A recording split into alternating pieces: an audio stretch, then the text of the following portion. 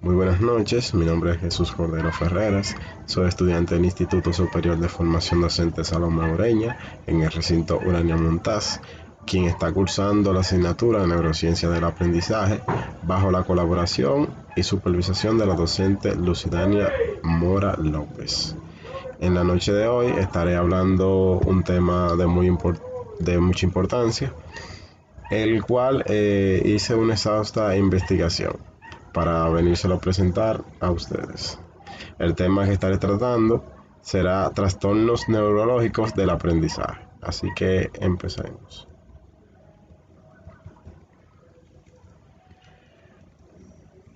Según Denblay, en 2017, los trastornos del aprendizaje son problemas que afectan la capacidad del niño de escribir, procesar, analizar o almacenar información. Esto puede causarle la dificultad para leer, escribir, deletrear o resolver problemas matemáticos. Es importante destacar que los trastornos que mencionaremos a continuación son homogéneos, o sea que no forman parte de un solo individuo, no forman parte de su rasgo o de características que puede tenerlo una persona como otras al interior de una misma persona y puede, por lo tanto, presentar una dispersión importante. El primer trastorno neurobiológico que estaremos hablando en la noche de hoy es la dislexia.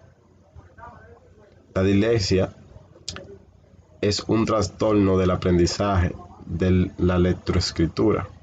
Cabe destacar que este trastorno no es una enfermedad, es de origen hereditario, o sea que si una o dos personas son disléxicos en una familia, puede ser que los hijos de esa persona salgan disléxicos. Uno de cada 10 niños presenta este problema una dentro de una familia que tenga rasgos o características de disléxico.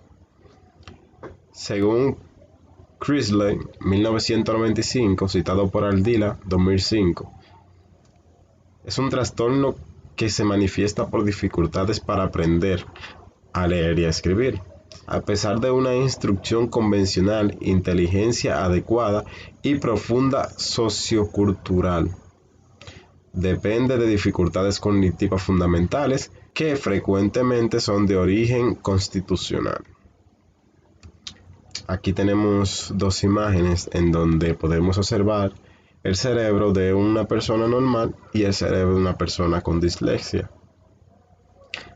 Podemos observar que el cerebro de una persona normal pues tiene la capacidad para ordenar correctamente las letras. El disléxico no puede. Como anteriormente había dicho, la dislexia es un trastorno genético. Este trastorno se puede encontrar en el cromosoma del área 15. Una persona que tenga dislexia posee diferentes características. Entre las características de una persona con dislexia podemos encontrar que usualmente la dislexia se reconoce durante los primeros años escolares. Sin embargo, es evidente que existen algunos indicadores tempranos que son precursores de este trastorno, por lo cual podemos darnos cuenta si una persona padece de dislexia o no. Algunos, aunque no todos. Los niños disléxicos presentan discretos retrasos en la adquisición del lenguaje, fallas articulares, dificultades para aprender los nombres de las letras o los colores.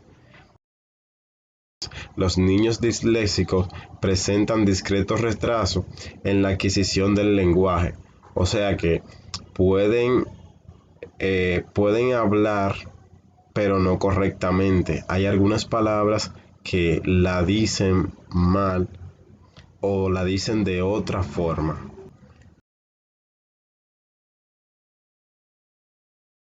o de uso poco frecuente. Por ejemplo, leer en frecuencia por frecuencia. Tiene un problema en el ordenamiento de las sílabas. Otro ejemplo que sería de lectura es dificultades para expresar por escrito, expresar sus emociones o sentimientos por escrito.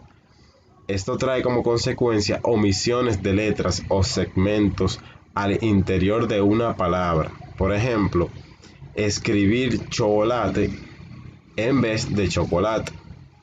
El segundo trastorno es la discalculia. La discalculia o dificultad para el aprendizaje matemático, denominado DAM, es una condición neurobiológica que dificulta la comprensión de las matemáticas y tareas que involucran la matemática.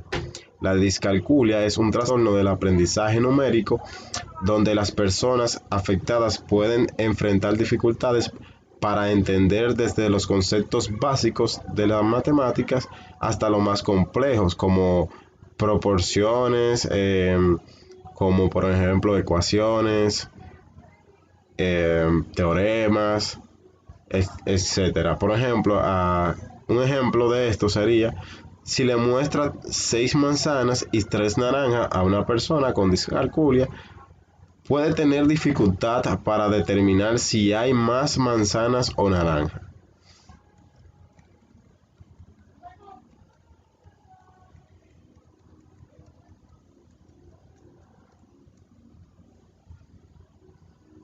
La disgrafía es otro trastorno del aprendizaje que impide que los niños puedan aprender normalmente. La disgrafía es un trastorno del aprendizaje que consiste en ciertas dificultades de coordinación de los músculos de las manos y los brazos, lo que impide a los niños afectados dominar y dirigir el instrumento. El instrumento sería el lápiz, bolígrafo, crayón, tiza o cualquier otro tipo de instrumento que éste pueda escribir sobre una superficie,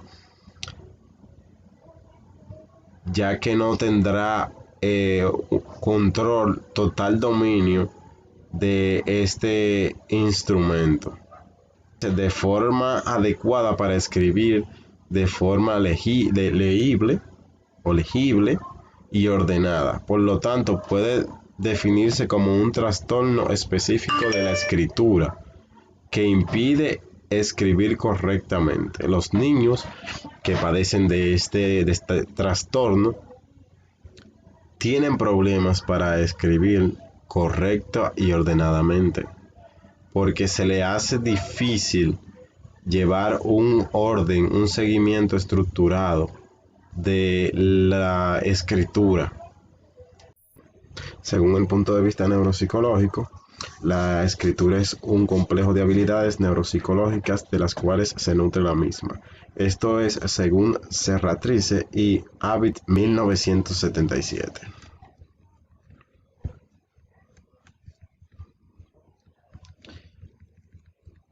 Otro trastorno entre los cuales en mi investigación pude destacar es el autismo o el trastorno del espectro.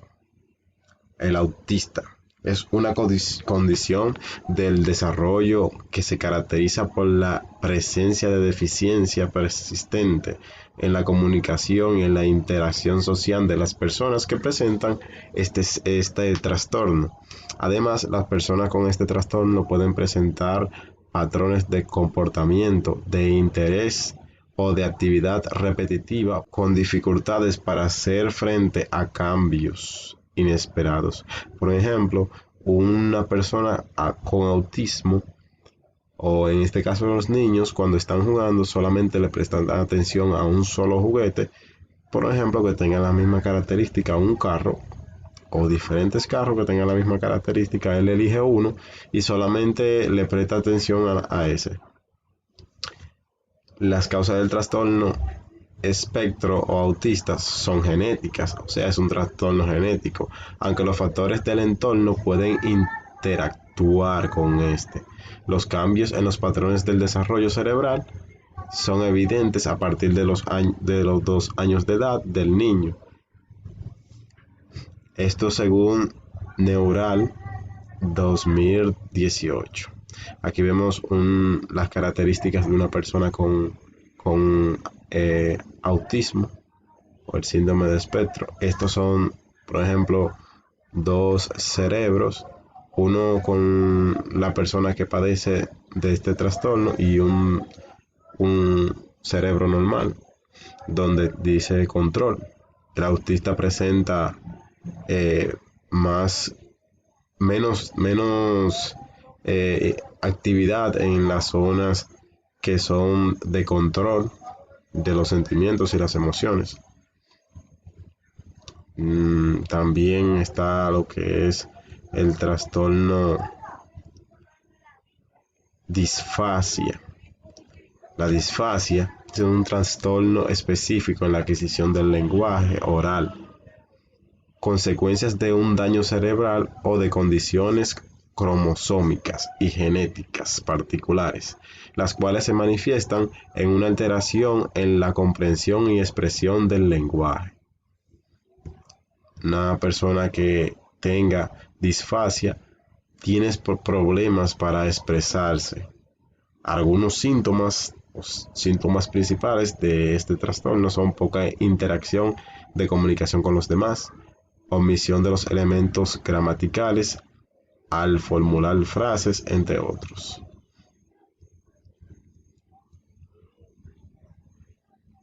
También tenemos lo que es la disprasia verbal, que es un trastorno específico del desarrollo del lenguaje que se caracteriza por un ente en varios niveles del proceso del habla, un déficit en la planificación fonológica, en la planificación fonética y en la implementación del programa motor del habla.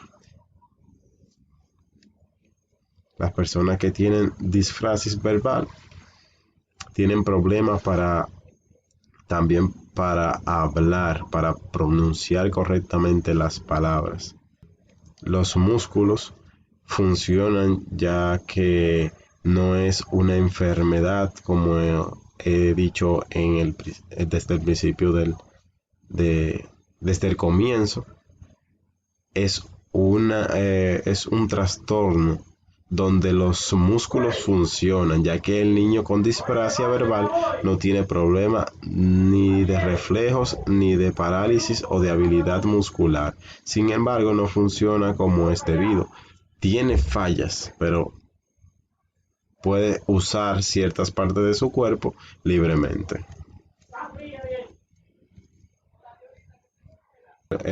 Ahora pasaremos a estar presentándole lo que es el organizador gráfico del cerebro y los diferentes trastornos del aprendizaje. Yo creé un organizador gráfico, pero mi idea era presentar este que trae. Bueno, sin más que redundar, hice un cuadro en el cual lo situé en 3 partes. Dividí lo que es el trastorno, los trastornos neurológicos, las áreas afectadas y cómo afecta las áreas. Entre los trastornos neurológicos que ya mencionamos está la dislexia, que fue el primero. Las áreas que este trastorno, las áreas afectadas por este trastorno están el área de Wernicke, la circunvolución frontal inferior izquierda, el área parietotemporal y el área occisotemporal. ¿Cómo afecta cada área? Como consecuencia de esto, se reduce el plato temporal y se produce una alteración en los lóbulos temporales, parietal y frontal izquierdo, los antes mencionados, lo que causa una disminución excesiva de la sustancia gris en el tálamo y en el cerebro, afectando todas las partes que se utilizan para ordenar las palabras. Aquí interviene lo que es el área de Wernicke. También está lo que es la discalculia. Las áreas afectadas son el lóbulo parietal, concretamente el segmento horizontal del surco interparietal y del giro angular izquierdo. ¿Cómo afecta a estas áreas? Estas áreas se ven afectadas por una red de anormalidades entre el segmento horizontal del surco interparietal, acabado de mencionar, para representar de forma interna las cantidades y las relaciones entre ellas. El giro angular presenta problemas para activarse en aquellas áreas que requiere codificación verbal de los números, es decir, que requiere el uso para realizar actividades matemáticas. Reducción de la sustancia gris en el surco interparietal izquierdo, lo que trae como consecuencia a la persona que la padece mayor dificultad con todo lo que tiene que ver con los números, como la tabla de multiplicación, problemas de álgebra, aritmética, etc. Disgrafía. Las áreas afectadas en la disgrafía son la corteza cerebral auditiva primaria y el área de Winker, así como el área del lóbulo occipital, la circunvolución angular, la circunvolución supraginal, áreas sensoriales de la corteza frontal asociativas y el área de Broca. ¿Cómo afecta estas áreas? Este trastorno afecta la percepción y comprensión por parte del cerebro de los mensajes a escribir, de los mensajes escritos, que es donde interviene la corteza cerebral. Fallas de interpretación en los mensajes visuales, donde interviene el área del lóbulo occipital. La transcodificación de los mensajes, los cuales se vinculan con todas las áreas, donde interviene lo que es la circunvolución angular y la circunvolución supraneal. Fallas en el tacto motor o gesto gráfico referentes a la transferencia de información, donde intervienen las áreas sensoriales de la corteza frontal asociativas y el área de Broca. El autismo.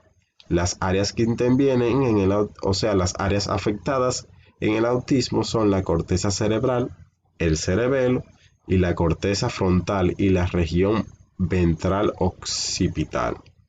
¿Cómo afecta a estas áreas? Alteraciones en la corteza cerebral antes mencionadas y desórdenes del desarrollo neurobiológico. El cerebro muestra menos densidad en el cerebelo. También muestra actividad reducida en la corteza frontal regional con el comportamiento social y la personalidad. Esto tiene que ver con los diferentes comportamientos que presenta la persona, que tiene que ver con la corteza prefrontal y la región ventral occipital. Reducción de los estímulos sensoriales como olfato y oído, que tiene que ver con la región ventral occipital. La disfasia. Las áreas afectadas por el trastorno de la disfasia afectan el área de Winnicke, el centro de comprensión del lenguaje, situado en el lóbulo temporal del cerebro. ¿Cómo afectan estas áreas? Las personas que padecen de esta enfermedad, su cerebro tiene una dificultad para comprender y reconocer el lenguaje hablado y escrito, debido a fallas en el centro de comprensión del lenguaje, que se encuentra en el área de Winnicke. Y por último tenemos lo que es la disprasia verbal.